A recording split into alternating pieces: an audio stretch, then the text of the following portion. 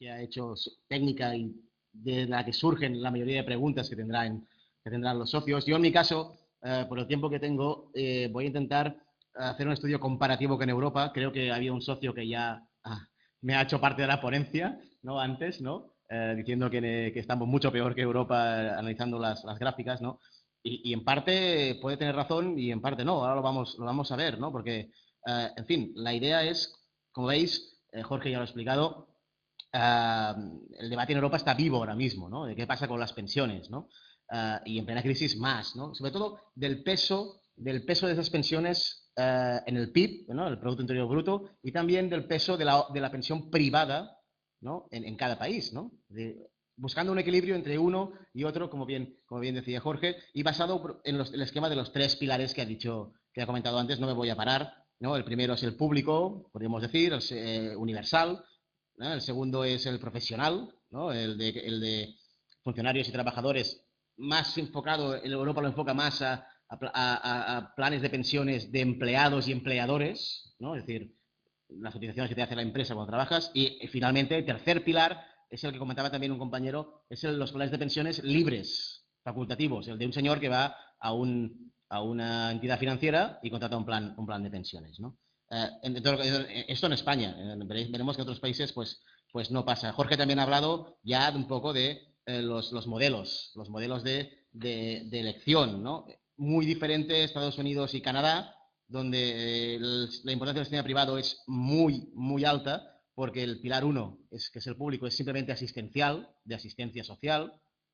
Un bloque donde está pues, Canadá, Estados Unidos, está Japón, está Latinoamérica.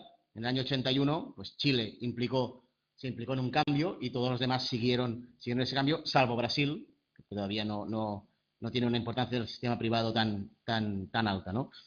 También los países de Europa, de Europa del Este han seguido ese camino. Y bueno, pues ahí es muy alto la importancia del sector privado. En España, curiosamente, es muy baja.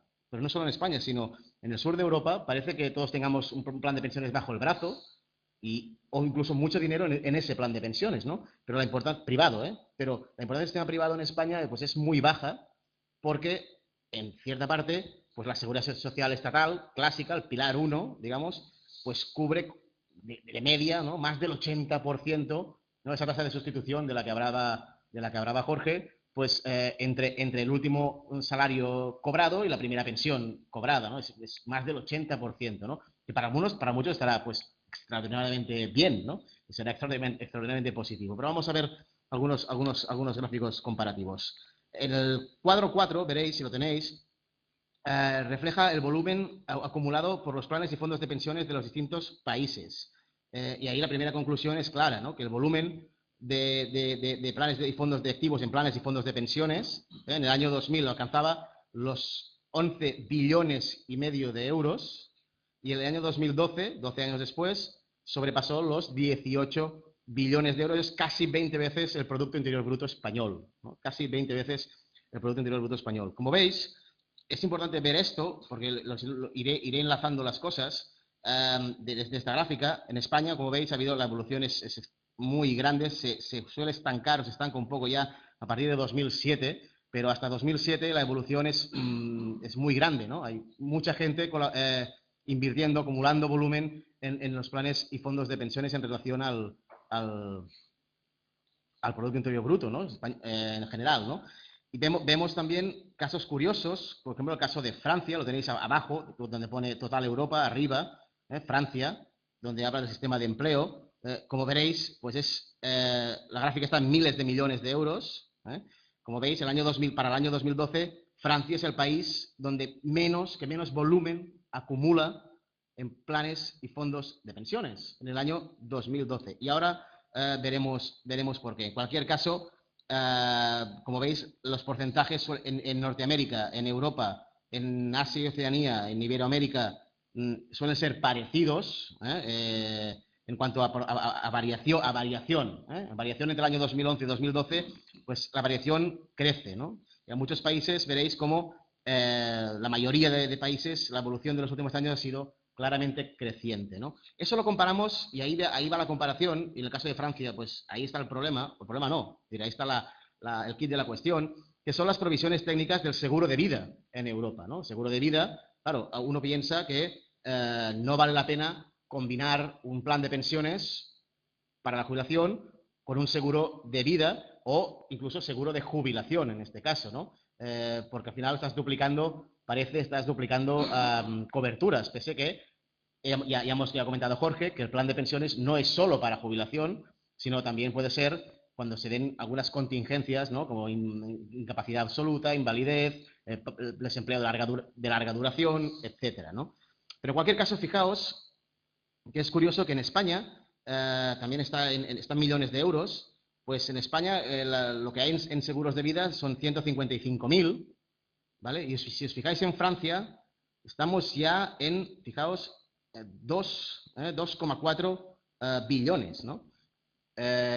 Solo en Francia, ¿no? Entonces, que si os fijáis del total europeo, que son 6,3, pues Francia acumula una tercera parte del volumen en seguros de vida de Europa, ¿no? Entonces, la primera cuestión que se nos plantea es, ¿en España tendríamos que invertir más o confiar más en seguros?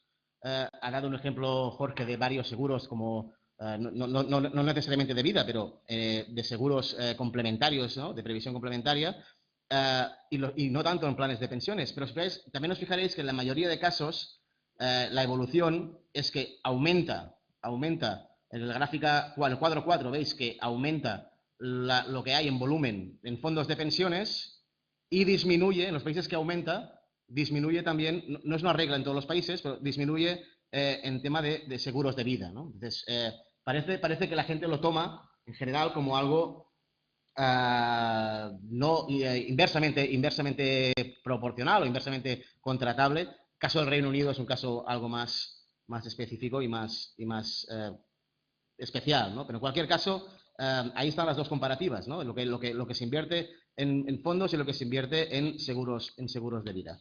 El cuadro 5, voy a ir un poco, vamos mal de tiempo, intentaré ir rápido.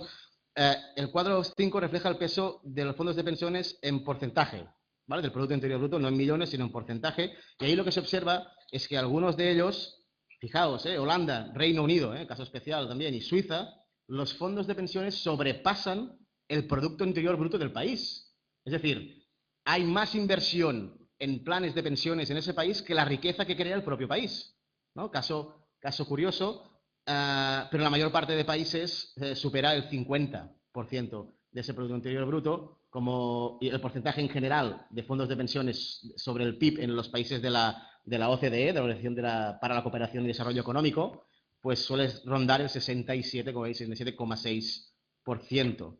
En el cuadro 5 lo veis. España, por ejemplo, la evolución entre 2001 y 2012, pues ha pasado del 5,8 del PIB, por ciento del PIB en 2001 al 8,2 del PIB. Pero claro, fijaos, ha crecido 8,2, está en la línea, si queréis, en la línea de Alemania, Austria, Portugal, Bélgica, algo superior.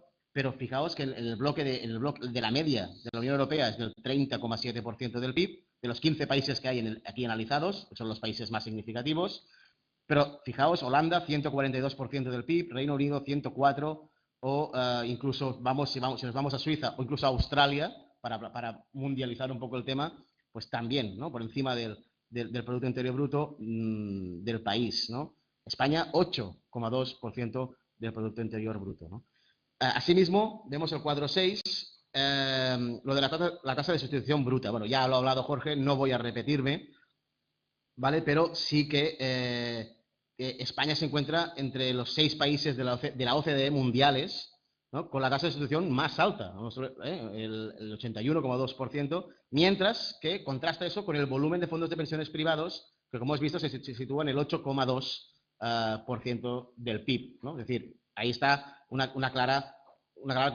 claro contraste, ¿no? Entre lo que es lo que supone los fondos de pensiones privados de lo que es la tasa de sustitución. Eso significa que el sistema público es el pilar 1, es el que básicamente ocupa todo el asunto. Y ahí en el cuadro 6 lo podéis ver, ¿no? Veis que tasa de sustitución, sistema público, privado obligatorio, total obligatorio, privado voluntario y total obligatorio y voluntario. En España no hay sistema privado obligatorio, no hay sistema privado voluntario, sí que lo hay, sí que lo hay, pero en cualquier caso, en cuanto a la tasa de sustitución de cada sistema, fijaos, ¿no? El 81,2%.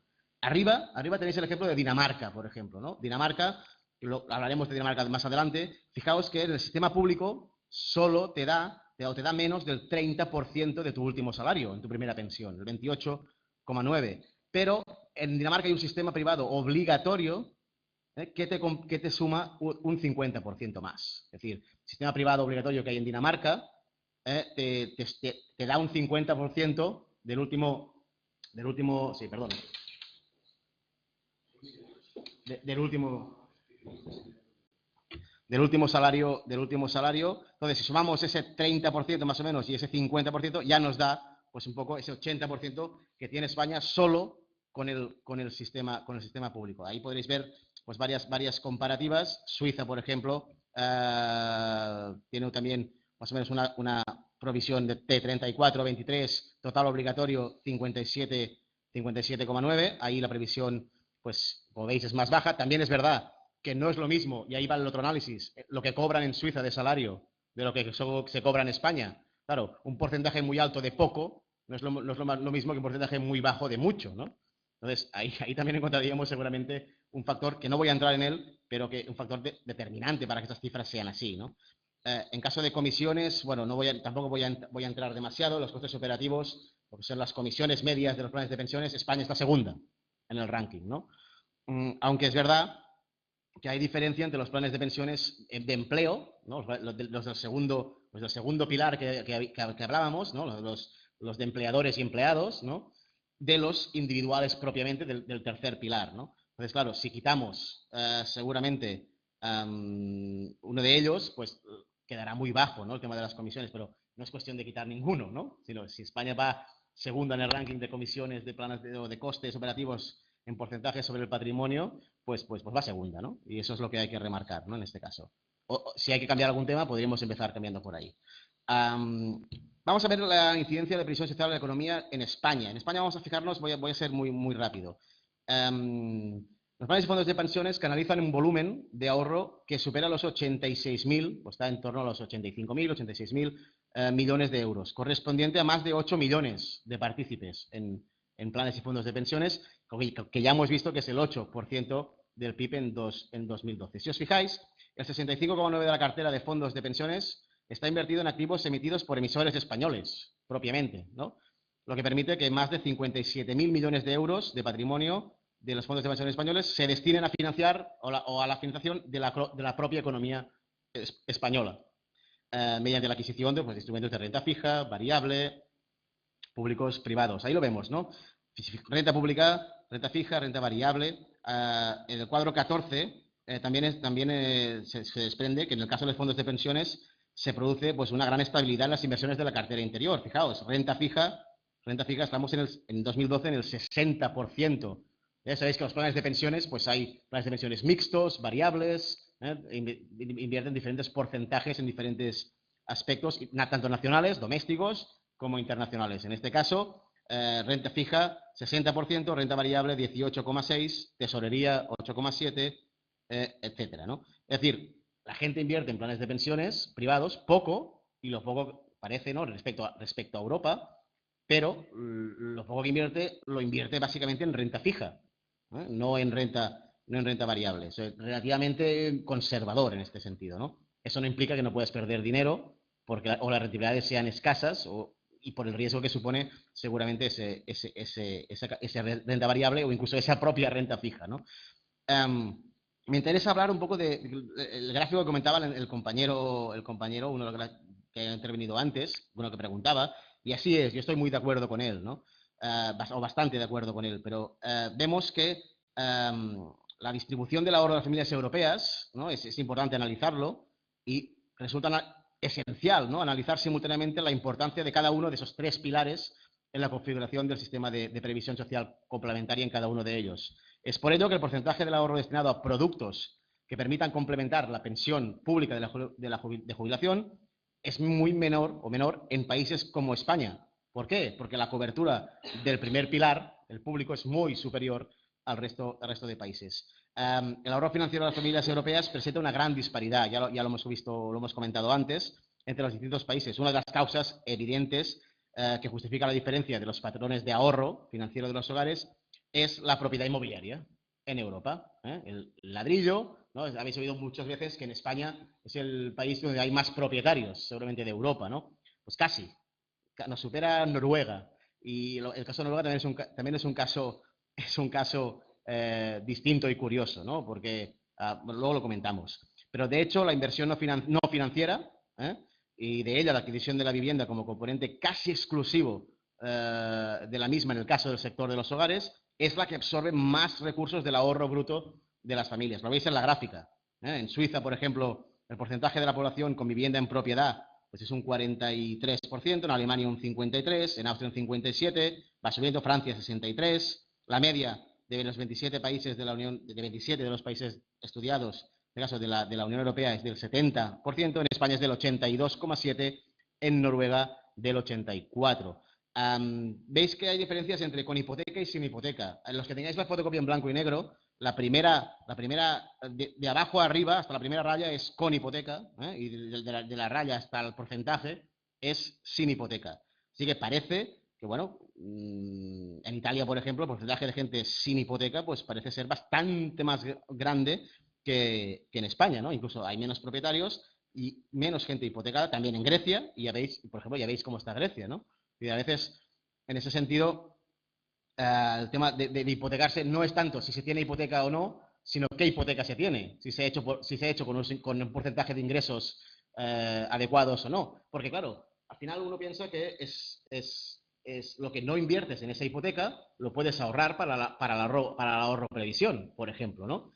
Claro, en media, como hemos visto, el 70% de las familias europeas poseen su vivienda en propiedad y alrededor del 30%, un tercio de ellos está pagando hipoteca. En los países con menores porcentajes de población con vivienda en propiedad, pues son los que presentan mayores tasas de ahorro bruto familiar, ¿no? Alemania, Suiza, Francia. Países del sur y en Noruega, el porcentaje de vivienda en propiedad es superior a la media europea. Claro, en Noruega tenéis también un caso que en Noruega, por ejemplo, los impuestos son muy altos, ¿no? Como la mayoría de países nórdicos, pero esos impuestos pagan sanidad, educación, transporte público, bueno, varios servicios públicos que pagas con esos impuestos, con lo que tú ya no tienes que pagar seguramente ni educación, ni sanidad, ni transporte público, puedes ahorrar para comprarte una vivienda seguramente y puedes ahorrar mucho más, ¿no? El caso de Noruega es un caso más, digo, se sale un poco de lo que es el sur de Europa, pero uno de los motivos es ese, ¿no? En el polo opuesto, los países centroeuropeos, Suiza, Alemania, Austria, el porcentaje está por debajo, si veis, del 60%. Con lo cual, conclusión, nos hemos pasado mucho comprando viviendas, hipotecándonos en viviendas más de la cuenta, seguramente mucho más. No tanto hipotecándonos, ¿vale? Como veis, no tanto Holanda tiene un porcentaje tiene un porcentaje de gente hipotecada elevadísimo, pero brutal, ¿no? Por ejemplo, en cambio Holanda tiene un 67% de propietarios, no un 82%, ¿no? Y la tasa de ahorro, y como veréis, Holanda no es un país que ahorre poco, ¿no? Entonces, evidentemente, el problema no es la hipoteca en sí, hipotecarse es malo, hipotecarse es una ayuda, es un mecanismo, pero claro, no si tienes cláusula suelo, no si te dan más del 120% del valor de tasación, no si, etcétera, etcétera, etcétera, etcétera, ¿no? Si el porcentaje de ingresos pues es más superior, por ejemplo, al 30%, ¿no? Lo que dedicas al pago de la hipoteca es superior al 30%, por ejemplo, de los ingresos familiares. Pero hablábamos de pensiones, ¿verdad? Entonces, en el cuadro 20 pues podéis ver un poco el ratio de activos financieros, la relación de activos financieros de la familia respecto al país, al PIB de cada país en 2011. Y el cuadro 20, como podéis ver, pues se observa que la mayoría de países europeos pues tienen acumulado un porcentaje de ahorro financiero sobre el PIB muy superior al de las familias españolas, ¿eh? El 206% de la media europea frente al 160% de España. Destacan, evidentemente, Reino Unido otra vez, caso particular, Holanda, Bélgica, como decíamos, Holanda, también Bélgica, Dinamarca, activos financieros sobre el PIB superiores al 250%. Cuadro 21, es lo que comentaba el compañero, ¿no? La comparativa entre el ahorro social español respecto a la media europea. Y ahí los planes de pensiones, pues salen, ¿no? Como inversión muy inferior en fondos y pensiones y seguros, ¿no? inversión muy superior en depósitos bancarios y efectivo en España. La gente invierte más en depósitos bancarios y efectivos que la media europea. Menor ponderación en fondos de inversión y acciones cotizadas, es decir, también es inferior. Y también es inferior, en el caso, los fondos de pensiones, en fin, fondos de inversión, fondos de pensiones, pues van en una línea parecida, ¿no? Holanda, Reino Unido y Dinamarca, pues muestran la configuración del ahorro financiero basado en fondos de pensiones y seguros. Son los tres países claros, Holanda, Reino Unido y Dinamarca, que basan la configuración del ahorro en fondos de pensiones y seguros, con porcentajes cercanos superiores al 50% del total de activos con su perfil en sus carteras, ¿no? Muy orientado en la renta variable en los dos primeros, Holanda y Reino Unido, con los riesgos que se suponen, evidentemente. Rápidamente, ¿no? La sociedad española, pues muy notablemente los hogares como sector social activo, pues tenemos un problema, ¿no? Que existe un importante consenso de que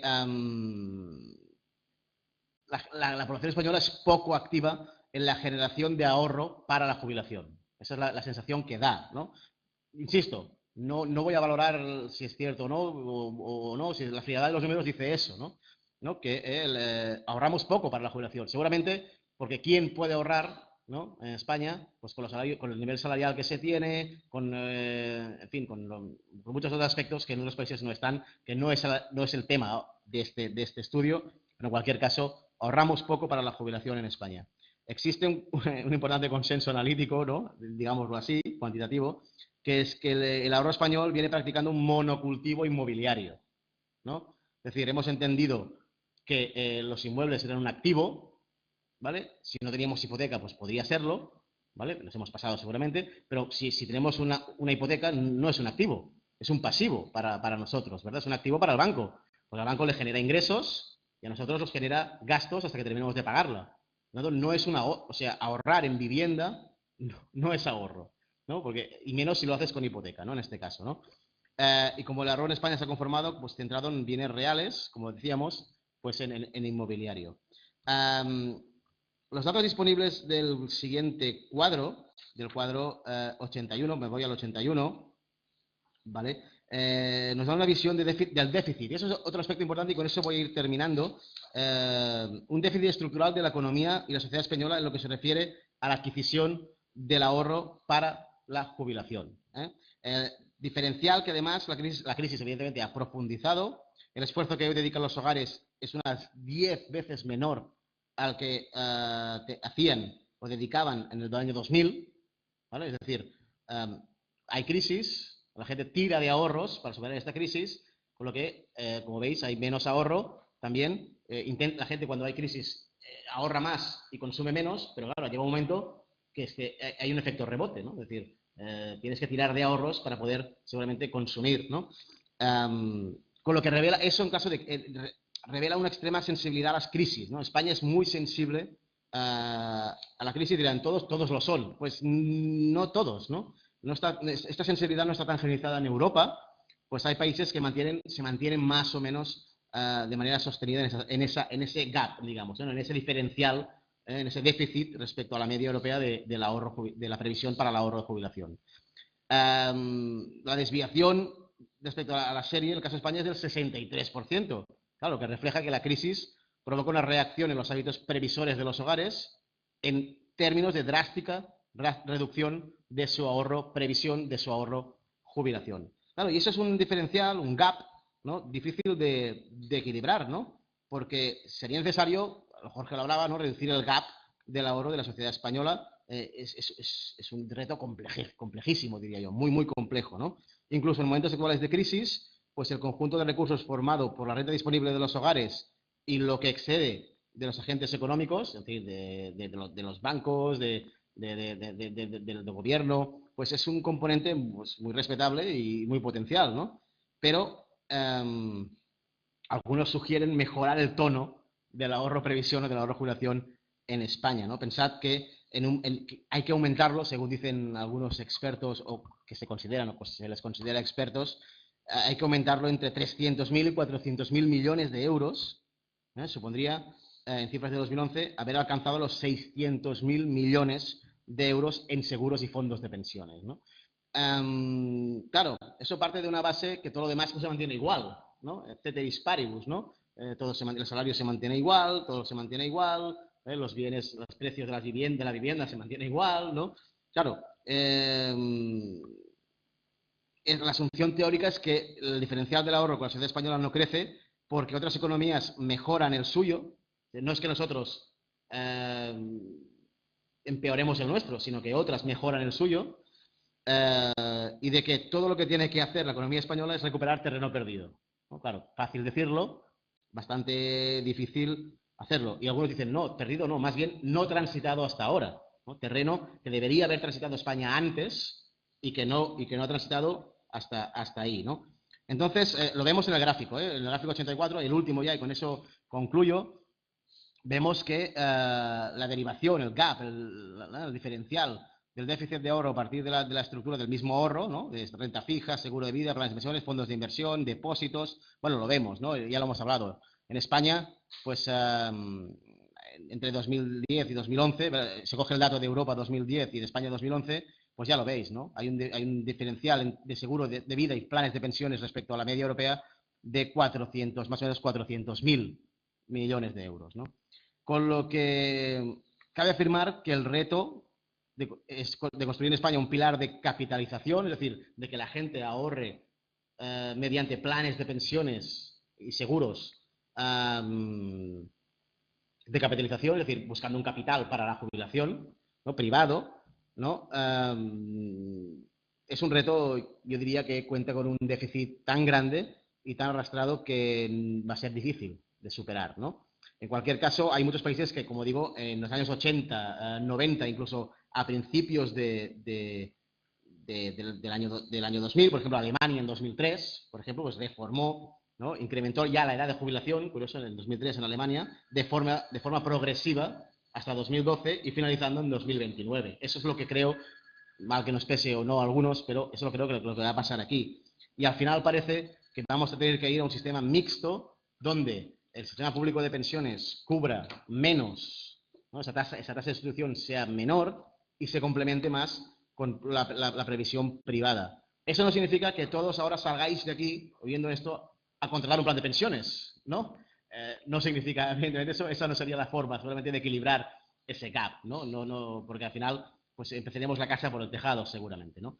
Pero en cualquier caso, como veis, en Europa predomina mucho o bastante el pilar, el segundo pilar, pero sobre todo también el tercer pilar, pero el segundo pilar que es el de empleados, ¿no? El de las empresas, el de empleadores y empleados, es el que está en debate ahora mismo, o el que más está en debate, porque evidentemente afectará clarísimamente también a los otros pilares, al pilar número uno, que es el de la prestación de la seguridad social clásica, el de la pensión contributiva a la seguridad social, etcétera, ¿no? Termino simplemente diciendo que Alemania, Francia y Bélgica, pues importancia, sistema privado baja, pero si os fijáis, y vuelvo al cuadro número 2, vuelvo por donde he empezado, baja, pero el pilar número 1, que es el público, es una pensión mínima, y el segundo es un mixto, entre eso es pensión contributiva a la seguridad social. Fijaos, el pilar en Francia, Alemania y Bélgica, el pilar 2 es pensión contributiva a la seguridad social, cuando en España es el pilar 1, ¿no? La pensión contributiva a la seguridad social, ¿no? Y además hay un porcentaje de salario pues limitado, ¿no? Del 40 al 60%. Y luego hay una parcial gestión privada de algunos países. Por eso el sistema privado es bajo, pero sin embargo, en números, están mucho más acorde con la media europea, ¿no? En la mayoría de casos, ¿no? Con lo que seguramente no haría falta que pasáramos de una importancia del sistema privado muy baja a muy alta, sino que pasáramos de muy baja a baja, lógicamente, con todo lo que supondría a nivel público, parece que va a ser así. Parece que va a ser así para sostener ese sistema de pensiones público. Entonces, lo que yo pediría, y como última reflexión, es que si se tiene que empezar a dar importancia al sector privado en tema de pensiones, pues la información, la transparencia, el control, tiene que ser muy estricto y muy justo y muy acorde con esa evolución o ese incremento de los planes de pensiones privados, ¿no? Es decir, no se puede incrementar el volumen privado o impulsar a la gente que contrate ahorro, jubilación, planes de pensiones privados, sin un control de cómo se hace eso, ¿no? Sin un reglamento, una regulación correcta y adecuada, empezando, por ejemplo, por el tema de las comisiones, que creo que, como habéis visto, estamos en el segundos en el ranking, por ejemplo, ¿no? Por mi parte, nada más. Si preguntas, no sé si habrá muchas, estamos ya en tiempo de descuento, con lo que y yo me he dedicado simplemente a hacer una comparativa un poco para que vierais. Tenéis al final un anexo con la situación de los países más destacados, cómo funcionan. No voy a centrarme en él, pero tenéis un anexo, la documentación sobre donde veréis cada país cómo aplica sus pilares de pensiones, ¿no? El uno, el 2 y el 3. Nada más, muchas gracias. Gracias, Jofra. No sé si hay alguna pregunta entre el público.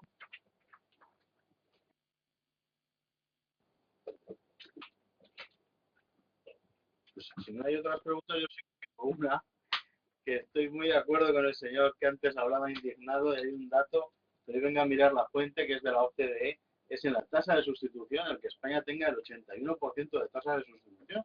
¿Qué significa? Que una persona que cobra en España 1.000 euros al día siguiente de jubilarse cobra 800, y un alemán que cobre 1.000 euros al día siguiente cobra 450. Me resulta increíble. Yo digo, ¿cómo han calculado esto? No sé si, claro, yo creo que Jofre ha dicho un poco la clave, ¿no? Que un porcentaje de poco es menos que un porcentaje pequeño de mucho, ¿no? Pero aún así, yo creo que tiene que haber cuestiones de cálculo que nos ponen ahí en unos porcentajes, o si no, parece que nuestros pensionistas sean los, vamos, y el otro cuál era, Luxemburgo. Entonces, bueno, vamos, parece que nuestros pensionistas eran unos privilegiados en Europa. No sé si tiene algo que decir al respecto a los ponentes. Hola, buenas noches a todos. Eh, eh, Llamo desde La Coruña y mi pregunta es referente a la fiscalidad de los planes de pensiones. Eh, yo creo que cuando hacemos la declaración y metemos los planes de pensiones dan ahí un caramelo que me parece a mí envenenado, porque nos dan el 15% y luego el día de mañana que rescatemos todo el capital, si vamos a pagar el 15 en nuestra declaración, pues resulta que igual nos vamos a ese 15, luego pago por el 30 o el 40%. Entonces, yo lo que me interesaba era saber cómo reducir ese tipo de fiscalidad. Había comentado el compañero de Valladolid de pasar una renta vitalicia, pero yo creo que se quedó así sin la información de si ese paso iba con la fiscalidad que ocurría con ello. Pero yo quería andar un poco más en lo práctico. ¿Cómo puedo yo reducir la fiscalidad independiente en vez de recogerlo todo en capital, en renta? Si hay alguna otra fórmula por ahí que nos podría interesar conocerla.